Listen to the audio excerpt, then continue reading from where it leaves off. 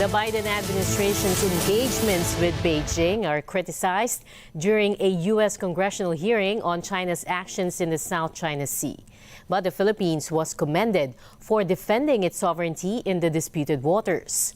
We have this report. Very much, Representative. China's growing aggression front and center during a U.S. House hearing on Beijing's actions in the South China Sea. The U.S. House Subcommittee on Indo-Pacific opened the probe to expose what it called China's illegal activities.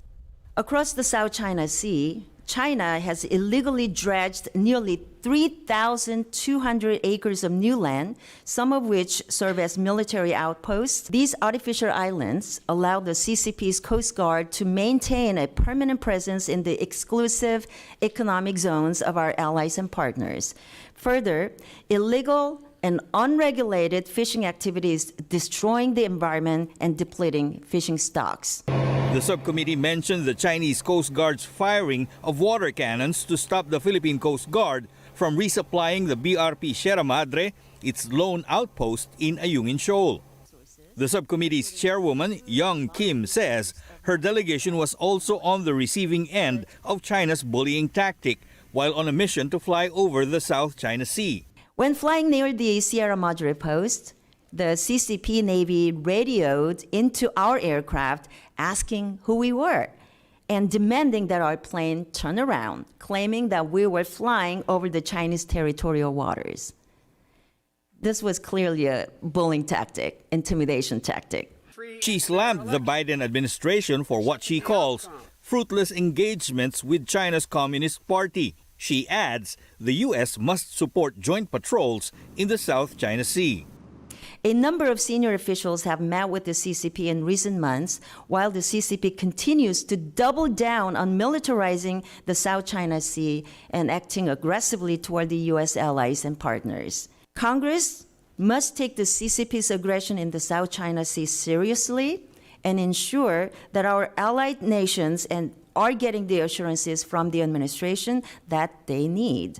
A senior U.S. defense official commended the Philippines' removal of a Chinese floating barrier near the Scarborough Shoal. China's foreign ministry has defended the actions of its Coast Guard as necessary measures and called the Philippines' removal of the barrier self-amusement. The Philippine Coast Guard took a bold step in defending their own sovereignty by removing a floating barrier installed by the PRC Coast Guard near Scarborough Shoal. While our allies and partners have taken great steps to stand up for our shared vision, DoD is also taking an increasingly proactive approach to counter PRC coercion. A key element of this approach is building asymmetric advantages for our allies and partners.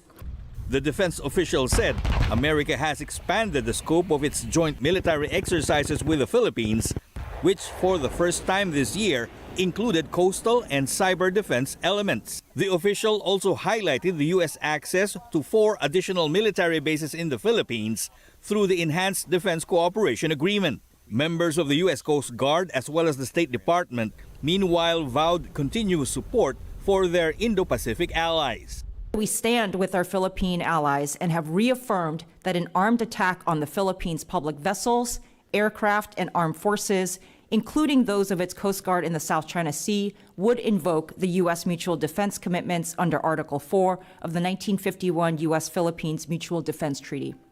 China claims most of the South China Sea, overlapping with the exclusive economic zones of the Philippines, Vietnam, Malaysia, Brunei, and Indonesia. But Manila's 2016 arbitral victory already invalidated China's sweeping claims.